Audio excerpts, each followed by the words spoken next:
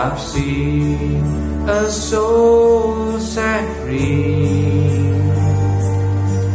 miraculous, the change in one, redeemed through Calvary. I've seen the lily bushes sway up through the southern sun. I believe in miracles, for I believe in God. Rekan-rekan semuanya, kita percaya adanya mujizat bukan karena kita aliran tertentu, tetapi karena kita percaya kepada Bapa Yahweh, Tuhan Elohim kita. Nyanyikan sama-sama. Kulihat yang bebas, sungguh ajaib, diubahkan, yang ditebus Yeshua.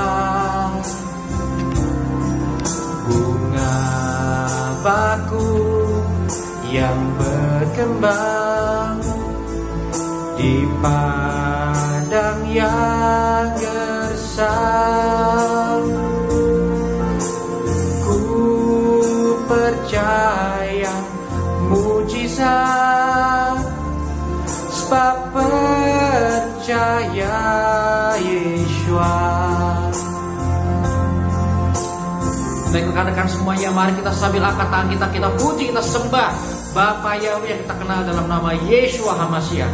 Kita percaya bahwa di tengah-tengah kegersangan hidup ini, di tengah-tengah pandemi seperti ini pun, Dia tetap adalah Elohim yang mampu untuk mengubahkan kehidupan kita. Saya percaya sekali bahwa mujizat itu sedang terjadi dan akan terjadi dalam hidup kita semuanya yang percaya kepadanya. Kita minta apapun dalam nama Yeshua HaMashiach dengan iman dan keyakinan, maka kita yakin, kita percaya Bapa yang berjanji akan melakukannya untuk kita. Nyanyikan sekarang.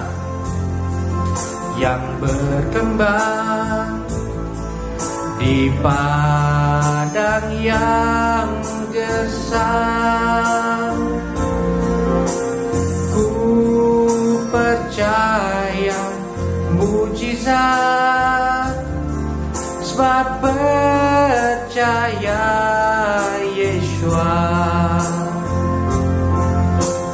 Ku percaya mujizat, sebab percaya Yeshua. Ku percaya mujizat, sebab percaya Yeshua. Oke, shalom aleichem rekan-rekan semuanya. Jumpa lagi dengan kita saat ini di ibadah pada pagi hari ini. Mari kita sekarang buka firman Tuhan yang saya ambilkan dari kitab Yesaya atau Amsal pasal yang ke-6 ayat ke-16 sampai 19. Saya akan bacakan 6 perkara yang dibenci oleh Yahweh, bahkan 7 perkara yang menjadi kekejian bagi hatinya.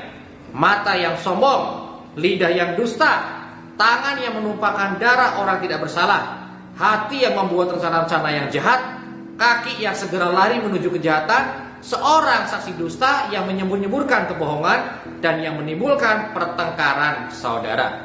Oke rekan-rekan semuanya, hari ini kita belajar bahwa salah satu hal yang dibenci oleh Bapa Yahweh adalah dusta, ya. Nah rekan-rekan, sayangnya pada saat ini ada banyak sekali hamba-hamba Tuhan YouTuber yang melakukan ini, yaitu apa? Berdusta atau bersaksi dusta. Nah apa bedanya berdusta dan bersaksi dusta? Nggak usah dibedain lah ya, sama-sama bohong gitu ya. Nah bersaksi dusta adalah seolah-olah dia tahu, dia saksi, dia melihat, dia mendengar, dia merasakan sendiri. Dan saat ini sering terjadi, ada banyak sekali hamba Tuhan YouTuber yang melakukan saksi dusta. Misalnya dengan apa? Dengan bicara soal vaksin. Dia bukan virolog, bukan virolog ya.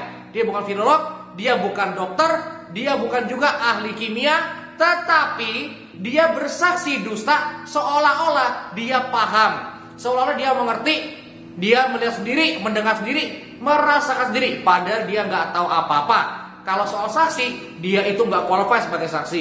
Dia nggak melihat sendiri, dia nggak mendengar sendiri, nggak merasakan sendiri. Artinya apa? Bersaksi dusta. Tapi dia berani ngomong dengan sangat tegas dan dengan lantang, ya. Teman-teman, kita tahu bahwa ada pepatah yang berani karena benar. Tapi sayangnya bagi para hamba Tuhan YouTuber itu harus berani supaya disangka benar. Nah, itulah sayangnya rekan-rekan, ya. Bahkan akhir-akhir ini saya mendengar ada istilah, ya, ada orang yang berkata kalau ada hamba Tuhan yang membiarkan kamu atau mengizinkan kamu vaksin, lari jauh-jauh. Artinya apa, teman-teman? Dia menimbulkan apa?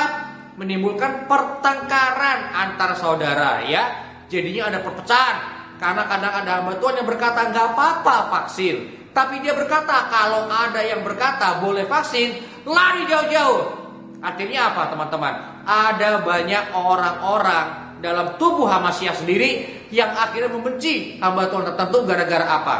Kan dia mengizinkan vaksin, ya. Kata gembala saya, nggak boleh, lari jauh-jauh. Makanya ada pertengkaran sekarang. Nah, makanya rekan-rekan, hari ini yang saya mau sampaikan kepada rekan-rekan semua adalah kita berpegang pada kebenaran firman Tuhan, bukan kepada orang-orang tertentu yang menjadi saksi dusta. Nah, rekan-rekan, saat ini terutama soal vaksin, kenapa kok saya keras sekali? Karena begini rekan-rekan.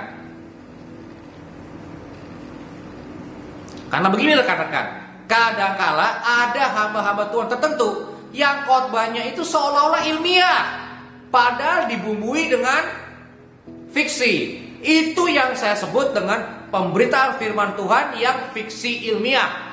Yang disampaikannya bukan kebenaran, tetapi science fiction, ya. Contohnya aja gampang rekan-rekan, ya. Gampang aja contohnya. Tahu dari mana, Pak, kalau bumi itu bulat? Ini agak meleset dikit, ya.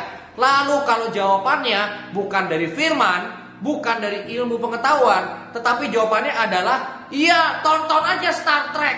Kan terbukti toh, semua planet kan bulat, ya, kayak bola. Nah, kalau ada yang berkhotbah seperti itu, ya, kalau mau tahu bumi itu bulat atau datar, tonton aja Star Trek atau Star Wars atau Star lain, teman-teman. Maka saya boleh sampaikan hamba Tuhan itu berarti dia adalah hamba Tuhan fiksi ilmiah. Nah, memang kadangkala fiksi ilmiah itu diciptakan, ditulis buat apa? Supaya orang seru. Wah, ini ada ilmiahnya nih, tapi sebenarnya adalah fiksi. Khotbah pun seringkali demikian, ya. Maka kalau Anda ingin khotbah soal sesuatu atau ingin belajar soal sesuatu, pelajarilah, ya. Pelajari aja, banyak-banyak baca. Jangan cuma dengar dari orang tertentu, ya. Karena jujur aja, kita ini harusnya menjadi umat Tuhan yang berakar Ibrani, berakar firman Elohim, bukan berakar ke kehilat tertentu atau gereja tertentu, ya. Jangan. Jadi saya nggak mau dengar ada yang berakar Semarang, ya, berakar Pandanaran, ya, atau berakar Ungaran, enggak, ya. Karena kita berakar pada firman Elohim, ya, bukan pada kota tertentu atau pada gereja tertentu. Jadi hari ini saya ingin sampaikan, berpeganglah pada kebenaran. Kalau Anda mau baca firman Tuhan, belajarlah dari firman Tuhan. Banyak-banyak dengar, ya, banyak-banyak belajar. Jangan percaya pada satu titik aja, sehingga nanti akibatnya apa? Anda menjadi katak dalam tempurung, ya. Cuma tahu dari satu sumber aja dan menolak yang lain. Wah, Pak, kita itu Pak sebagai jemaat harus bisa diajar sama gembala, Pak. Betul. Tapi kita juga dalam belajar harus menggunakan juga akal sehat, ya. Jadi kita diberi oleh Bapa Yahweh, diciptakan dengan otak buat dipakai, ya, bukan buat diabaikan dengan alasan tunduk dan taat pada pemimpin, Pak. Harus percaya sepenuhnya. Enggak, teman-teman, ya. Kadang-kala juga saya suka jengkel kalau ada hamba Tuhan yang bilang, wah, terserah kamu, ragumu rugimu. Teman-teman, pada waktu kita ragu, artinya apa? Ini yang namanya hati nurani memberitahu kita, hati-hati. Jangan-jangan ini penipuan, ya. Hati-hati. Jangan Anda abaikan, ya. Kalau ada hati kita bicara, jangan diabaikan. Doakan rekan-rekan, ya. Kalau ada yang ngomong rugimu apa? Kalau dia ngomong ragumu rugimu, biar aja. Jangan sampai kita rugi gara-gara kita goblok ya. Tutup mata, tutup telinga. Yang penting yakin. Ya, iman kita bukan yang penting yakin, itu agama lain ya. Ada rekan saya dari agama lain yang selalu ngomongin sama saya, yang penting yakin. Enggak, dalam kesan enggak penting. Ya enggak, bukan itu yang penting. Yang penting firman. Bukan yang penting yakin ya. Yang penting firman. Jadi kalau ada yang bilang yang penting yakin, mungkin lagi ngolok-ngolok dia ya, atau lagi nggak tahu ya. Tapi iman Kristen bukan yang penting yakin, bukan.